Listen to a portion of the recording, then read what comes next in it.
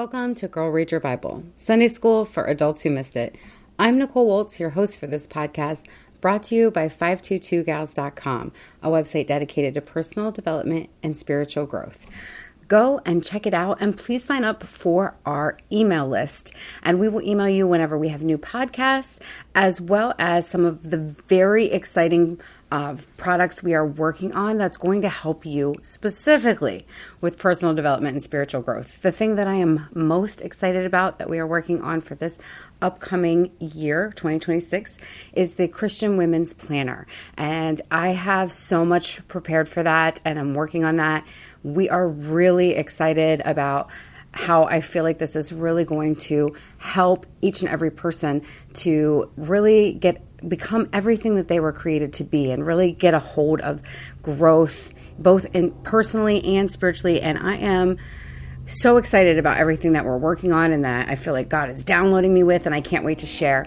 And I want you to be in the know when that comes available. So please go to the website, 522gals.com, and sign up for our email list so that you will be notified of everything that we have going on and can help you with your growth.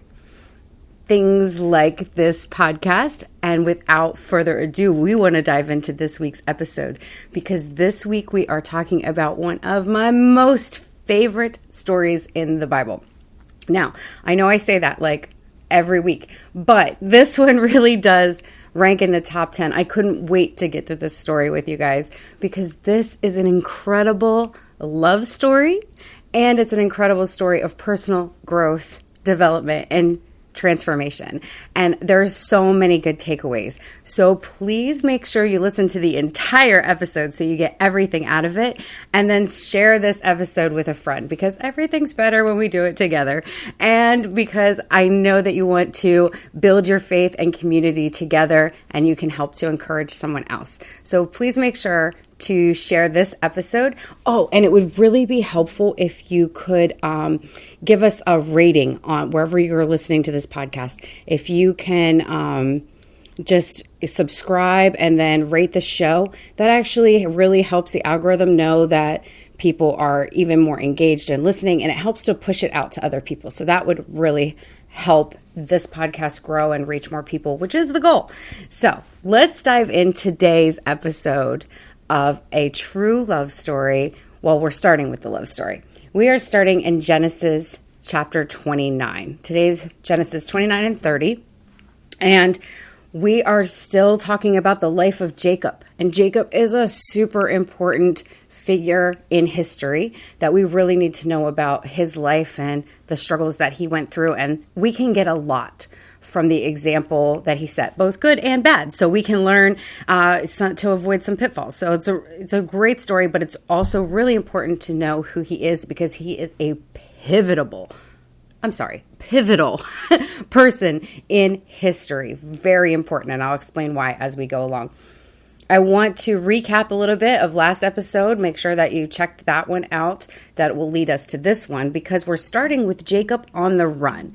Because last episode, which was so important because it's the power of your words, which also is, really a top favorite of mine, because the power of your words is so important. And that one really highlights that. So make sure you checked that one out if you haven't yet. And also to know where we're at just a little bit. Jacob has stolen his father's blessing from his brother, from his eldest brother. And his brother is mad. His father is nearing the end stages of life.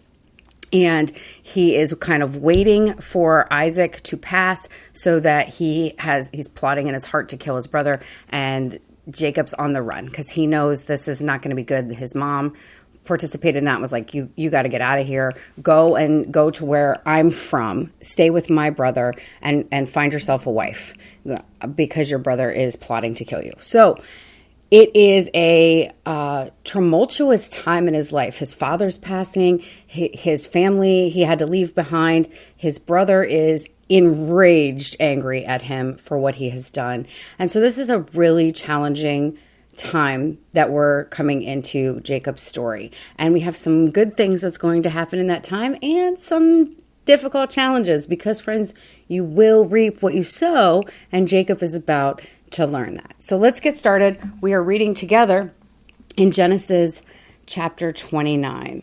And as always, I am going to read the names of these towns very horribly. I am very bad at pronunciation, but that's okay. These things can't stop us from reading the Bible. We just do the best we can with pronunciations, and we move forward to the very valuable stuff. Then Jacob hurried on, finally arriving in the land of the east. And he saw a well in the distance. 3 flocks of sheep and goats lay in an open field beside it, waiting to be watered, but a heavy stone covered the mouth of the well. It was the custom there to wait for all the flocks to arrive before removing the stone and watering the animals. Afterward, the stone would be placed back on the mouth of the well. And Jacob went over to the shepherds and asked, "Where are you from, my friends?" "We are from Haran," they answered. "Do you know of a man named Laban, the grandson of Nahor?" He asked. "Yes, we do," they replied. "Is he doing well?" Jacob asked. "Yes, he's well," they answered. "Look, here comes his daughter Rachel with the flock now." Oh, pay attention. Jacob said, "Look, it is still broad daylight and too early to round up the animals. Why don't you water your sheep and goats so that they can get back to pasture?" "We can't water the animals until all the flocks have arrived," they replied. Then the shepherds moved the stone from the mouth of the well, and we water all the sheep and goats. We all do it together. Jacob was still talking with them when Rachel arrived with her father's flock, for she was a shepherd. And because Rachel was his cousin, and remember, friends, we married in family those days. That was A-okay. It was not like it is today. The daughter of Laban, his mother's brother, and because the sheep and goats belonged to his uncle Laban, Jacob went over to the well, moved the stone from its mouth, and watered his uncle's flock. Then Jacob kissed Rachel and wept aloud. He's such an emotional guy. He explained to Rachel that he was her cousin on her father's side, the son of her aunt Rebekah. So Rachel quickly ran and told her father Laban.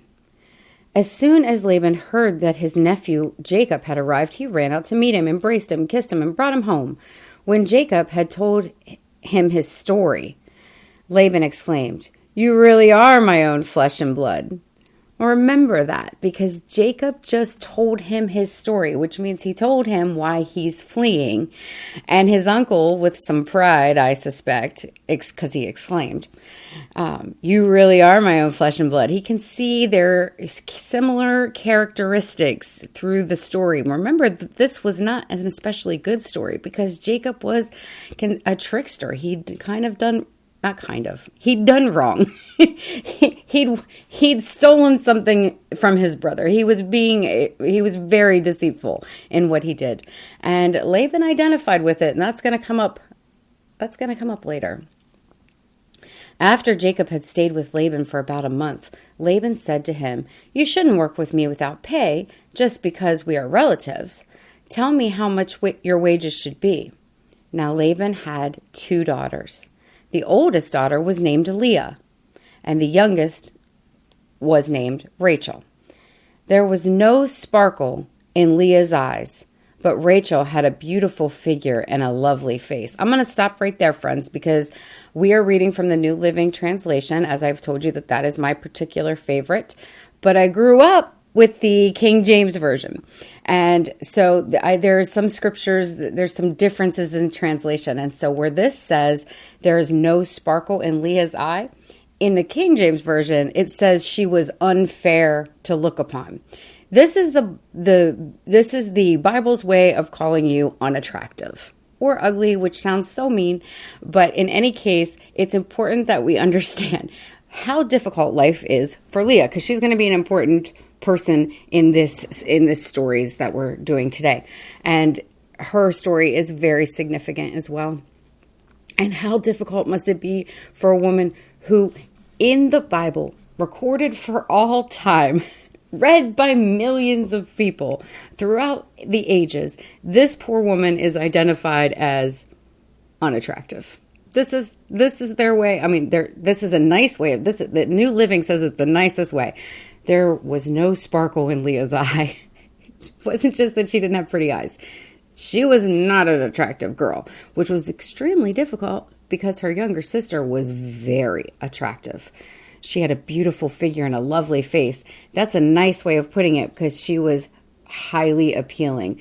And so it's really important to see the contrast here. And we probably know some people like this in our lives, right? That some sister rivalry that have very different appearances. And that's a real struggle when family members have such distinct differences.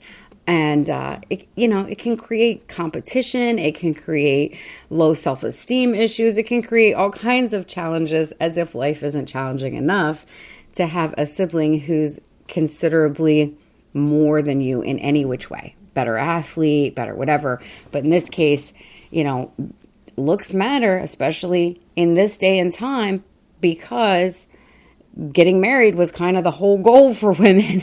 So Leah being unfair to look upon or having no sparkle in her eye, that's quite a challenging thing to live with.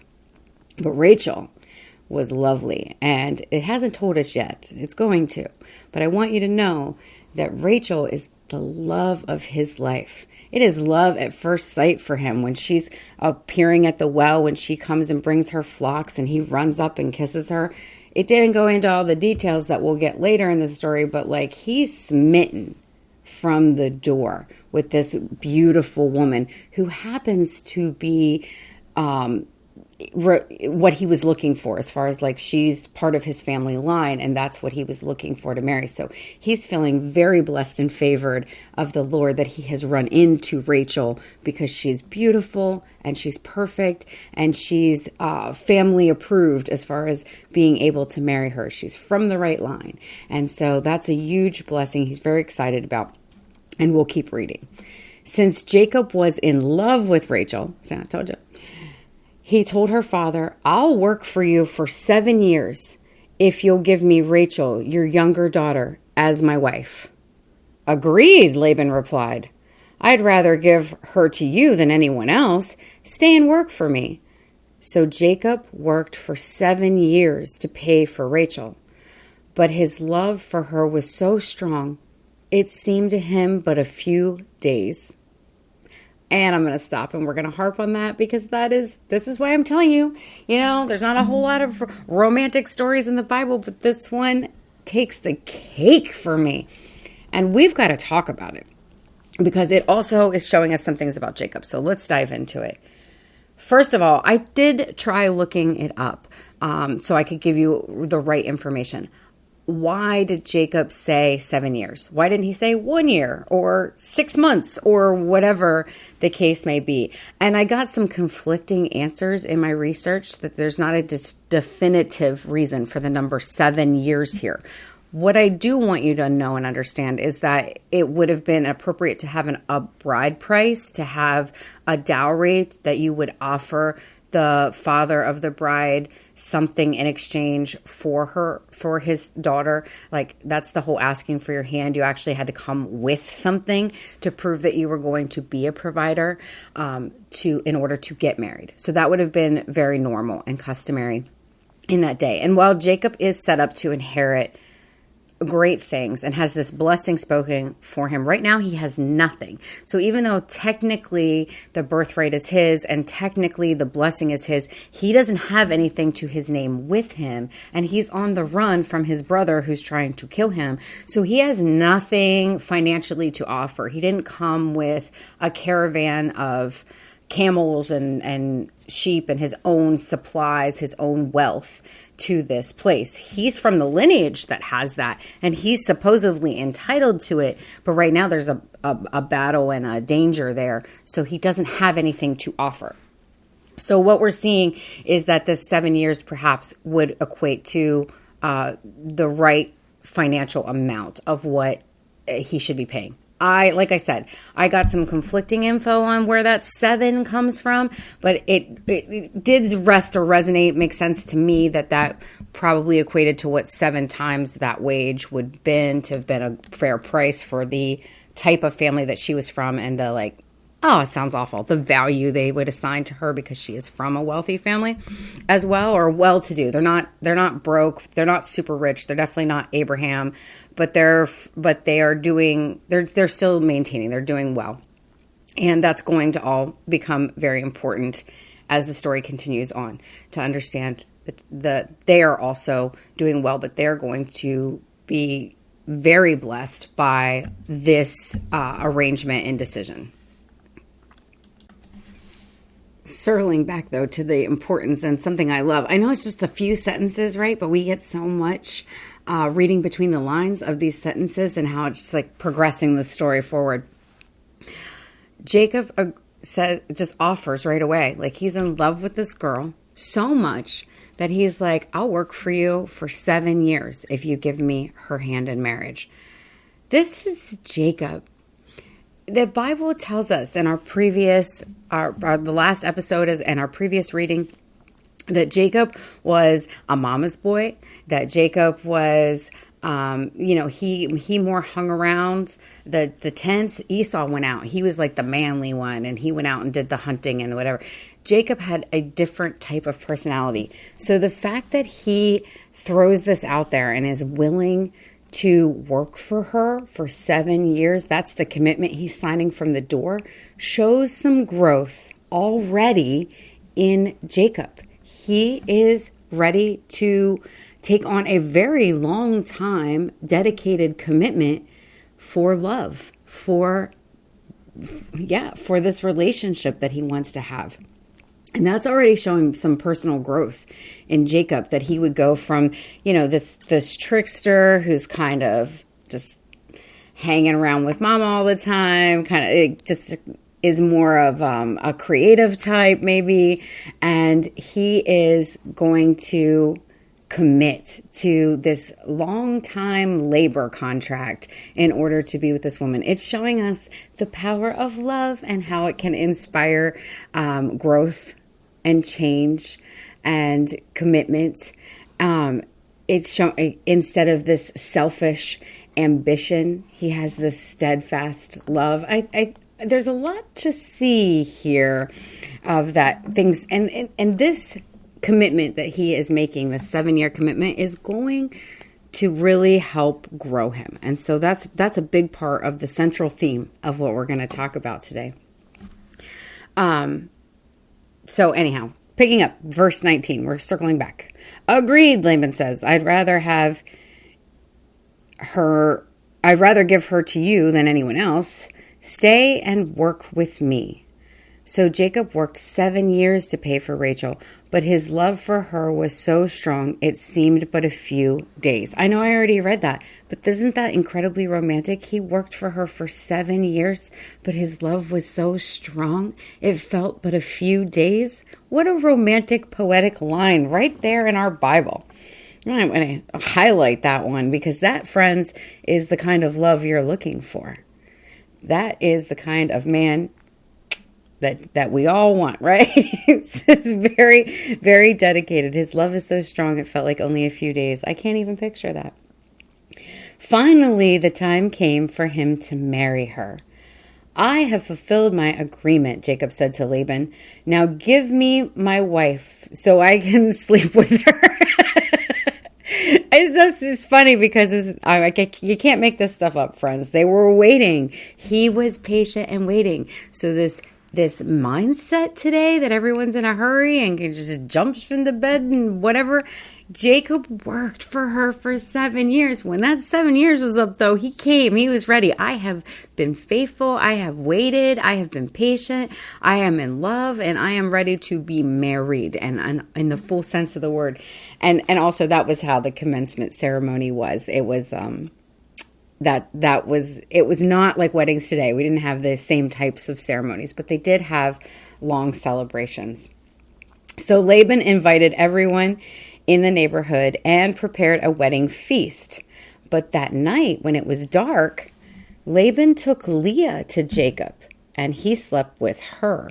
So there would be a bridal tent, and at the end of the wedding feast and celebration, and everyone's had a little too much to drink. Like, let's just be honest. That's what it's painting the picture for us. because this is beyond crazy. What's happening here is that it wasn't a ceremony with the vows and the service like we see today. So there was this feast and there was this party. And at the end of the night, the woman would enter the tent where the man is, and they would have their relations, and that would be their covenant. And that's when they were officially married, which is why it was worded like that. So he actually gives Leah to Jacob. Now, mind you, Jacob he said he was specific, and everyone knew. Come on, 7 years, these two have been mooning over each other. Like, it wouldn't have been a mystery. This is the ultimate trick. This is the ultimate proof of you will reap what you sow. Because remember that Jacob was a trickster, and he tricked his brother out of big things. And now a trick is being played on him that's frankly rather cruel, because he worked 7 years for the love of his life and instead is ending up with Leah, who, as we remember, friends, has no sparkle in her eye. Laban had given Leah a servant named Zilpah to be her maid. It's just letting you know, because Zilpah will come into the story later. It's a weird place to add that, but I didn't write it. But we're on verse 25. But when Jacob woke up in the morning, it was Leah, he realized. What have you done to me? Jacob raged at Laban. I worked 7 years for Rachel. Why have you tricked me? And Laban responds, it's not our custom here to marry off a younger daughter ahead of the firstborn, Laban replied.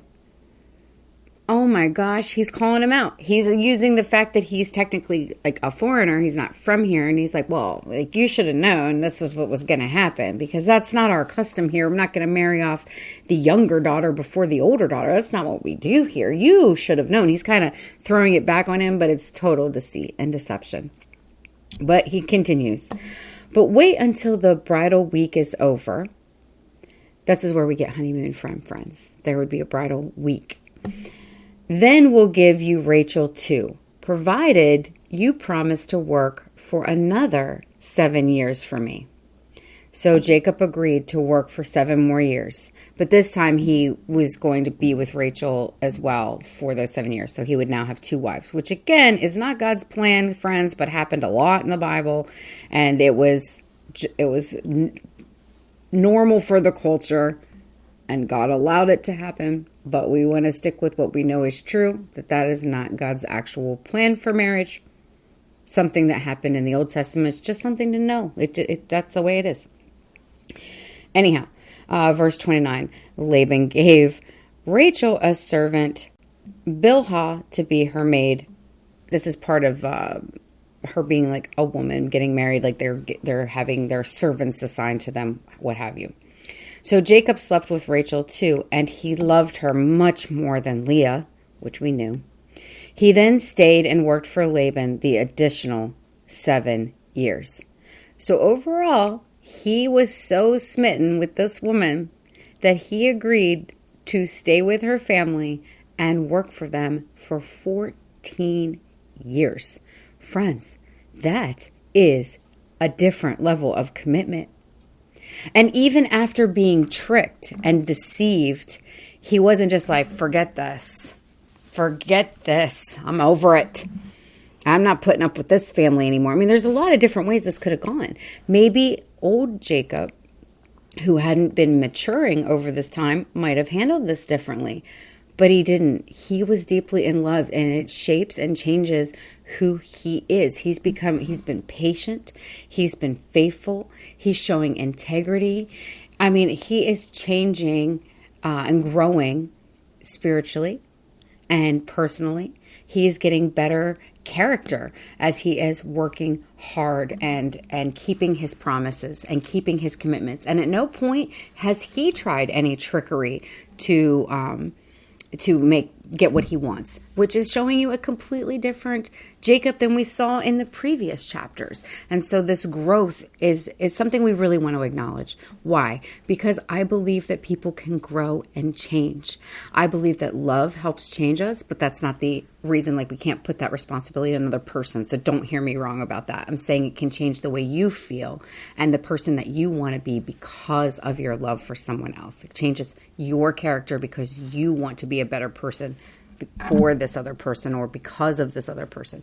But obviously, I'm not putting that on Rachel because Rachel's got her own flaws. We will find that out as we keep going. She's got her own little challenges. In any case, my point is believing that people can grow and change and seeing that play out in people around us, in the scriptures, in history. It's just really powerful, I think, for us to acknowledge and realize that people can completely change who they are and become the better version of themselves, become what they were created to be. That's growth. We all have setbacks. We all have flaws. We've all made mistakes, but we don't have to identify with that as Jacob didn't spend his entire life identifying with that as I'm just a trickster. I'm a deceitful person. This is who I am. This is who I've always been, right? We're seeing this lie play out in culture and society in many areas where people get real quick about assigning their identity to their past mistakes. And Jacob could have done all of that, but he didn't. He allowed love to transform him. He allowed faith to transform him.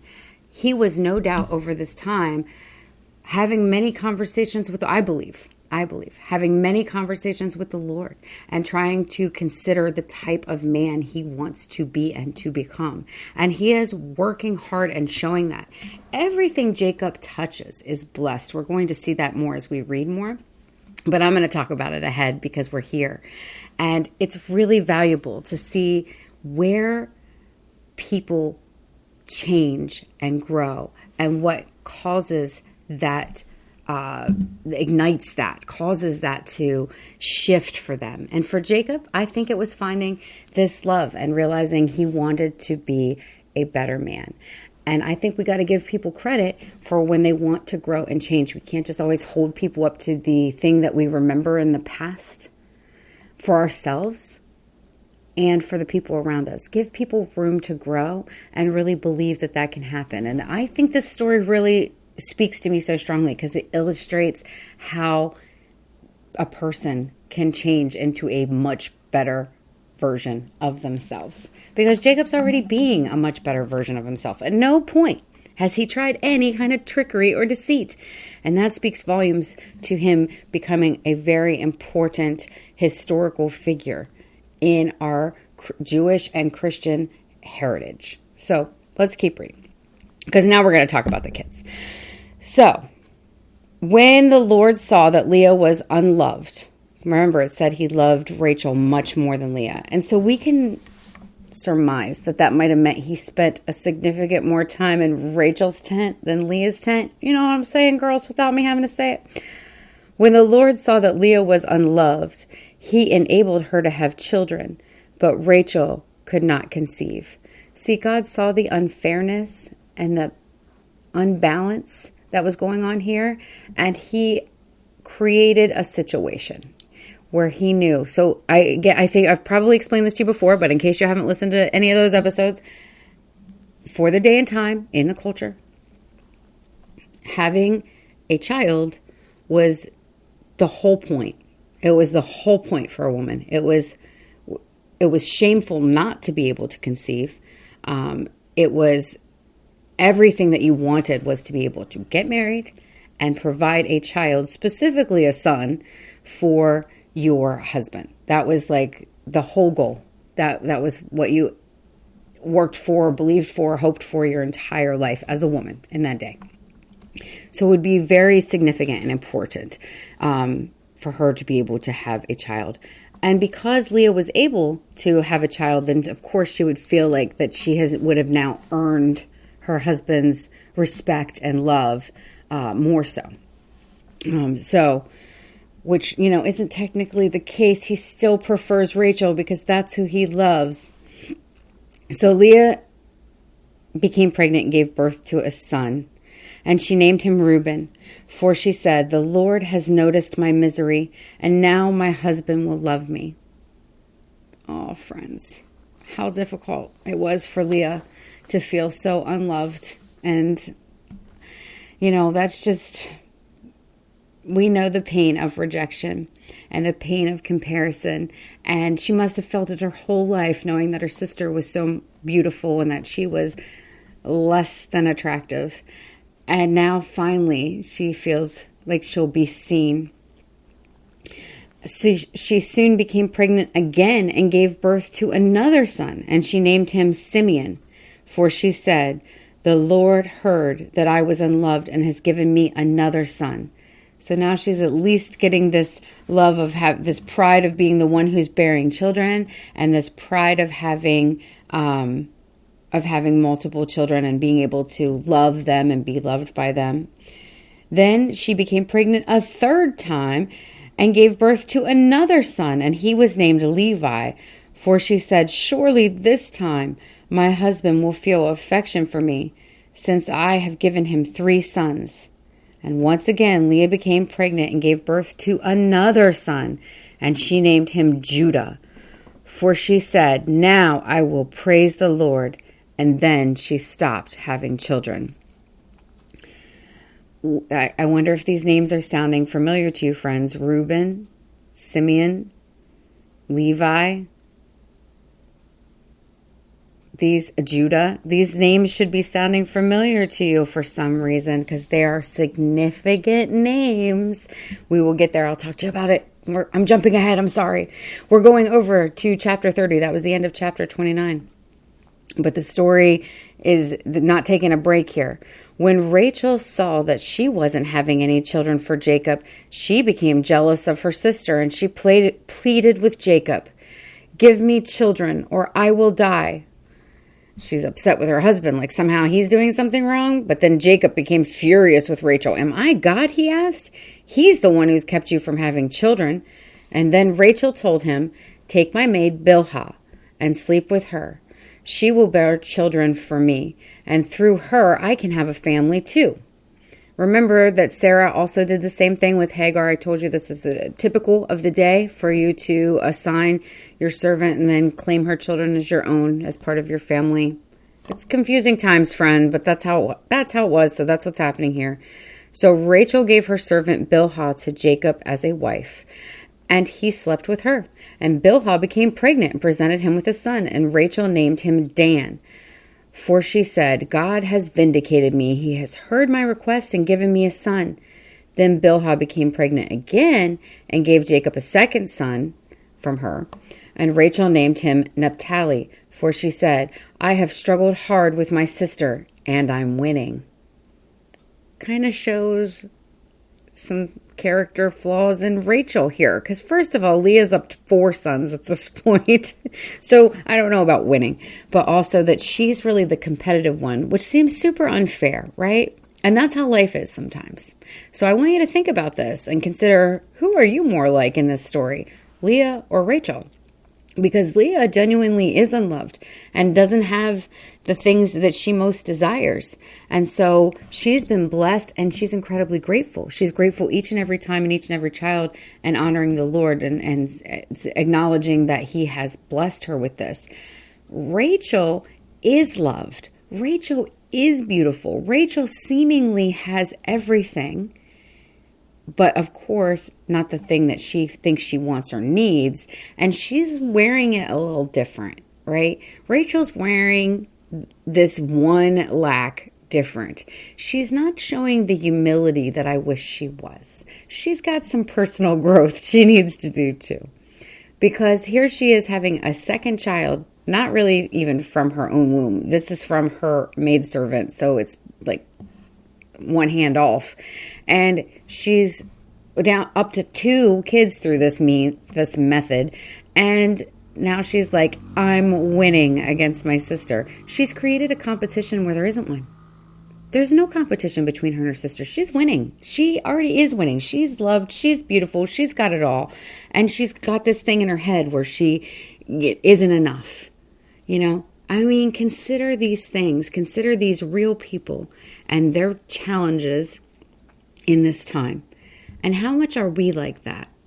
I know I have to do some self-examination of how much do we create a competition where there isn't one. Or Rachel's clearly very jealous of Leah.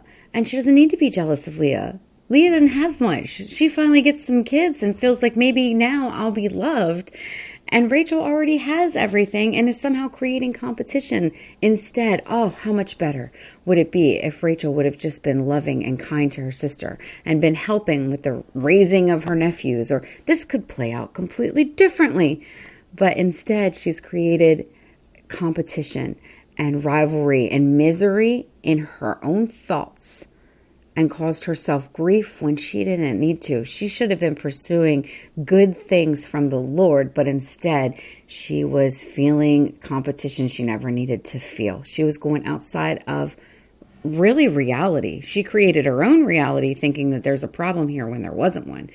I just wanted to, I don't know why I got off on that topic. I guess because I don't want us to do the same thing. I want to see these people's lives as an example and also take away the good things and also take away the things of what not to do and how not to behave, because this is unnecessary. Meanwhile, Leah realized that she wasn't getting pregnant anymore, so she took her servant Zilpah and gave her to Jacob as a wife, and soon Zilpah presented him with a son, and Leah named him Gad, for she said, "How fortunate I am." Then Zilpah gave Jacob a second son, and Leah named him Asher, for she said, "What joy is mine! Now the other women will celebrate with me." She is still really craving that acceptance and love. And really, at this point, she has it. She's got lots of kids running around to be taken care of and responsible for.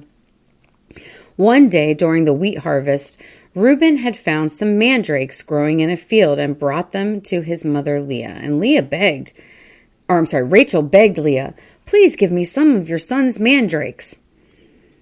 But Leah angrily replied, "Isn't it enough you stole my husband? Now will you steal my son's mandrakes too?" Pause.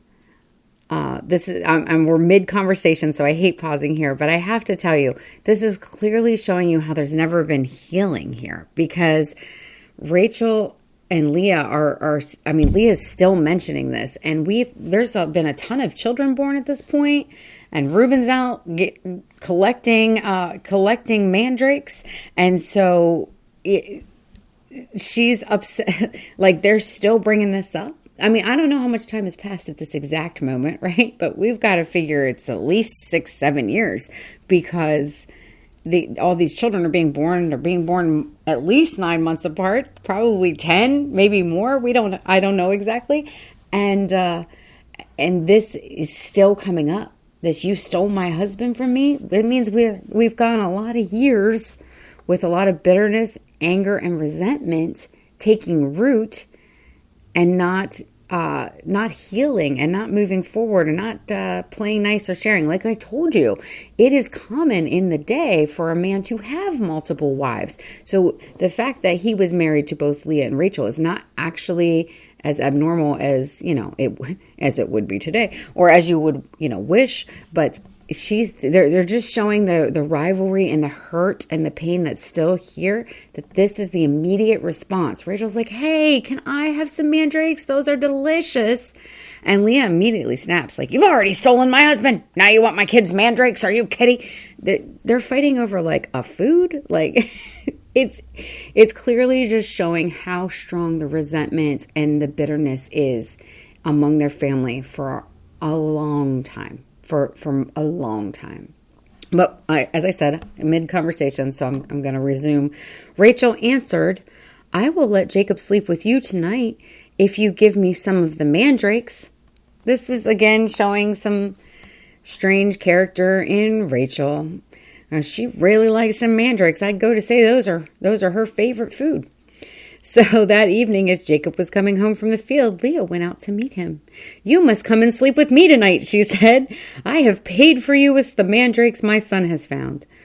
So that night he slept with Leah, and God answered Leah's prayers, and she became pregnant again and gave birth to a fifth son for Jacob, and she named him Ishkar, for she said, God has rewarded me for giving my servant to my husband as a wife. So she's pretty sure she's on the right track, but I'm not sure that's how that works. I'm just telling you what she said doesn't mean what she said is accurate. Know that, friends.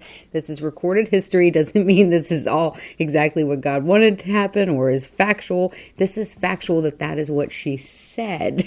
Not that God was in fact rewarding her for that behavior. I'm not sure that's how it plays out. We're on verse 19. Then Leah became pregnant again and gave birth to a sixth son for Jacob, and she named him Zebulun. For she said, God has given me a good reward, and now my husband will treat me with respect, for I have given him 6 sons. Later she gave birth to a daughter named Dinah. Then God remembered Rachel's plight and answered her prayers by enabling her to have children. It doesn't tell us much of the backstory, friends, outside of this little mandrake exchange. And, we know that there's got to be some back and forth, because the only way for any of these gals to get pregnant is by having Jacob visit their tent. And I'm sure he had his preferences and who he'd like to choose. And there's all this turmoil and fighting going on. We can read between the lines. Not everything is written down here. We have to make some assumptions because a lot of time is passing.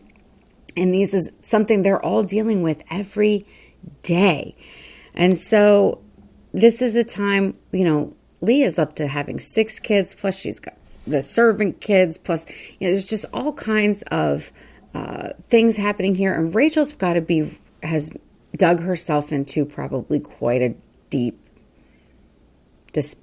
depression, maybe, because she is still not able to do the one thing that she really wants and is kind of required, to provide a son from her womb. That's every woman's dream at this time.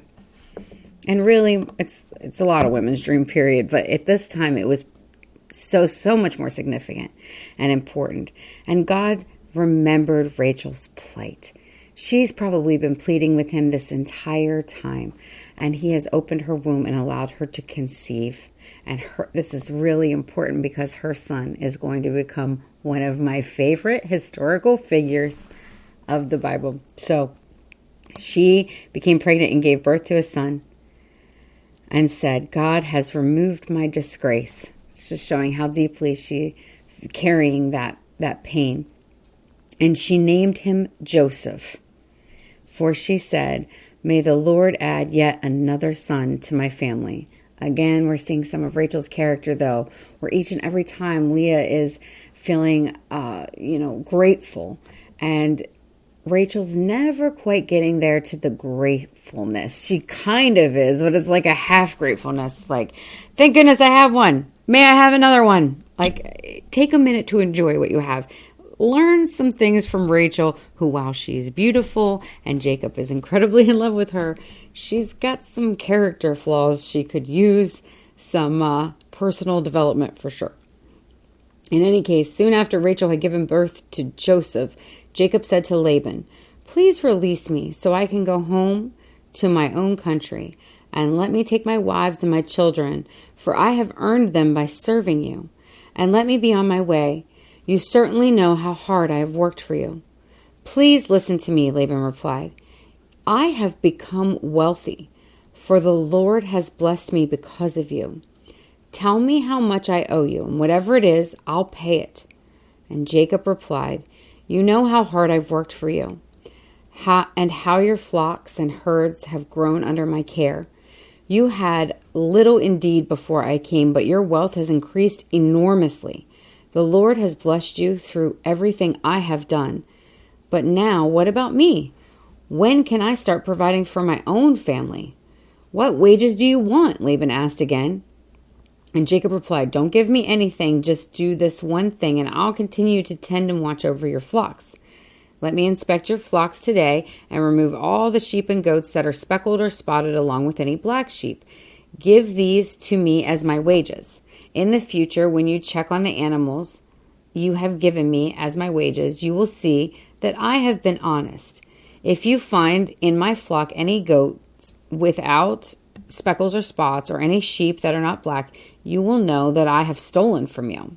So see, he's taking, these would be considered like the less than, because they have flaws. They're not perfectly, they have spots, speckles, black sheep. No, these are he's asking for the flawed animals in the herds.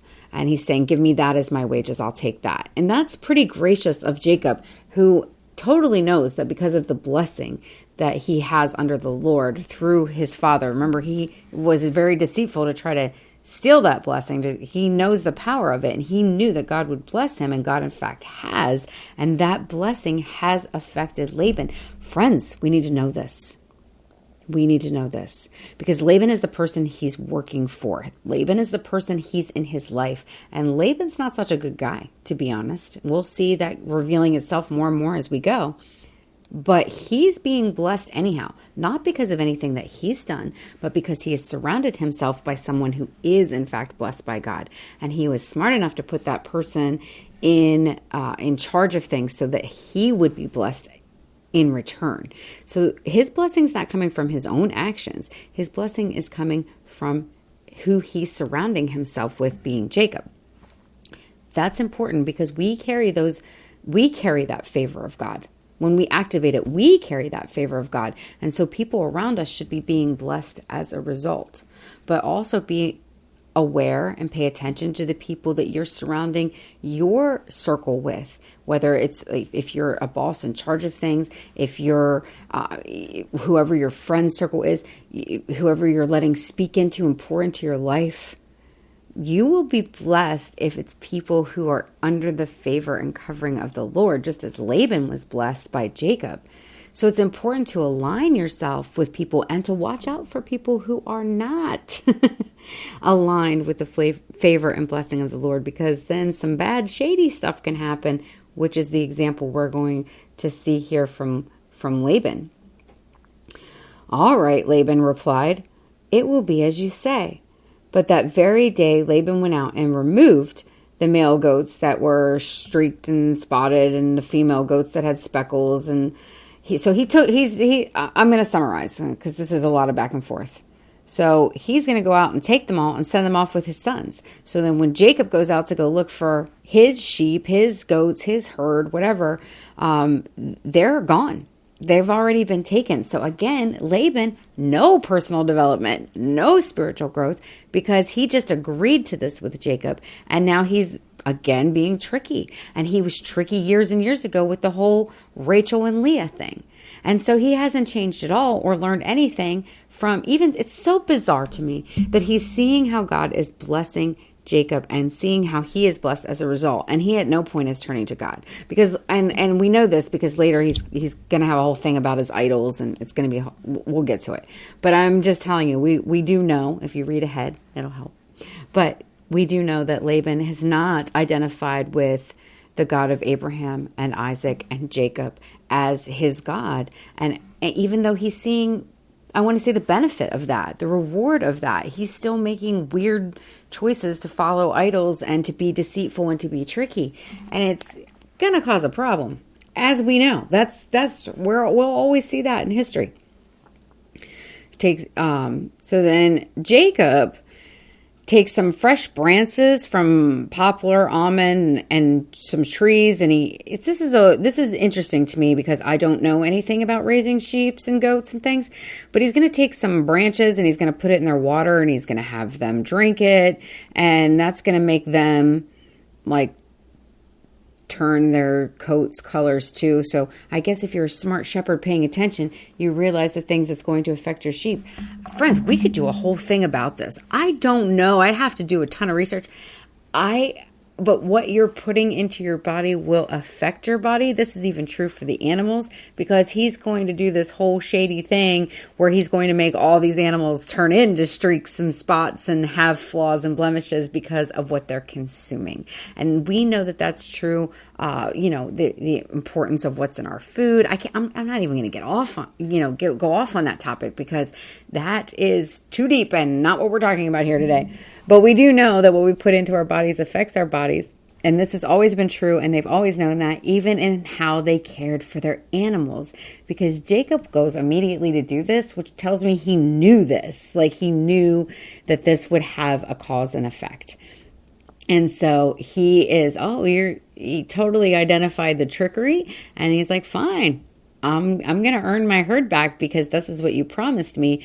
And we had a deal, and so I'll make sure all these sheep have speckles and are flawed in their appearance, because then they'll all be mine. And so that's Jacob being it. I would say I feel differently about this one though. Like, I don't feel like he's being tricky about this one. I feel like he was tricked, and now he's using wisdom. And this one hits me a little different, where I don't feel like this is old Jacob rearing his head being deceptive. I feel like he's being responsive to the deceit in front of him, and that this is actually a show of wisdom, and that he could have made a lot of other tricky choices along the way and has repeatedly chosen to show integrity. And so even in this, where this isn't like the most integrity, what's the alternative here? That I'm just going to sit around and wait for another couple years for these herds to grow and develop and wait for the next round? He's like, no. We had a deal. You went back on it, but I'm going to make you make good on it. I'm going to make it come to fruition, because I know how to make sure that these animals become what we promised, with the flaws in their appearance or whatever. I don't know anything about how to make goats and things have speckles, but apparently the secret is right here in the Bible. So if you're raising goats, please reach out to me. I want to know if this is something we can still do today. I want to know if this is an experiment that you have tried, or if this is some sort of like miraculous thing, or if this is like a known thing among people who raise these types of animals, sheep and goats and whatever. I'm so curious, because it's just like in there as if everyone would know. Sometimes we find things like that in the Bible, things that they just knew in those days that just made sense to them, that I'm like, well, I don't know anything about farming, so I always got to go and look stuff up. In any case, Jacob has come up with this solution and used the wisdom that he has gained in caring for these animals over this time to make Laban honor his deal. He is making him honor it. So I'm not seeing a trickster here. I'm actually seeing some wisdom and integrity, and I'm actually really proud of Jacob for this path, or this the way that he's handling this. So you can read all about the details. I'm not going to read it with you. I want you to read this one for yourself, girls, if you're so interested. It's from chapter 30, verse 37, all the way to the end of the chapter. And it's just talking about how he set it up with this watering trough and these branches, and then they made it in front of him, and he took the weaker ones and didn't do that with them, but did it with the stronger ones so that his herd would be stronger. And so in this way, he was able to build his herd and his wealth, because he spent the last roughly 20 years taking care and building his uncle's wealth, but not his own families. And so he knows it's his time. So I feel like he's showing us a lot of growth and a lot of wisdom, and he's still being pretty wise and shrewd is actually, I guess, the correct word that I'm perhaps looking for. And the Bible tells us to be shrewd and to be knowledgeable and to use wisdom. That's not showing a lack of integrity. It's showing like he was cheated and he's figuring out a way to make it right. And so I think there's some good takeaway there. I think the story of Jacob and Rachel and Leah has a lot of really good takeaways for us. I think we can see the growth in Jacob as he's matured. He shows integrity and faith and patience. He's being a man in love. He's got this family he's got to provide for now. I think we're up to 11 sons and a daughter at this point. I think we got through 11 of this. Yeah, I'm pretty sure that we read off all 11. So his family has grown exponentially. That's a lot of mouths to feed and take care of. And he's doing right by the people around him. And he's trying to balance a lot of wives at this point, which, like I said, friends, isn't a good idea, but was customary in those times. So I think we've seen a tremendous amount of growth for this person that's going to be a really important and vital person in history. And I'll just tell you, like, spoiler alert, because you should be reading your Bible yourself and look ahead.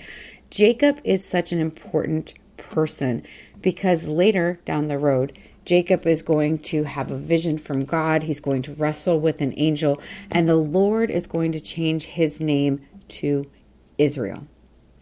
Jacob is such an important person here because he is the one who is why they're called Israelites. It's why the nation is called Israel today, because God is going to change his name, just like he changed Abram's to Abraham, which wasn't like a huge difference in the name. It was like a little changing of some vowels here, but with Jacob, it's a huge change. He's going to change his name from Jacob to Israel, and from him and his children will be all of the Israelite nations. We have named off through this reading today 11 of the children. There will be 12, and these will be the 12 tribes of Israel.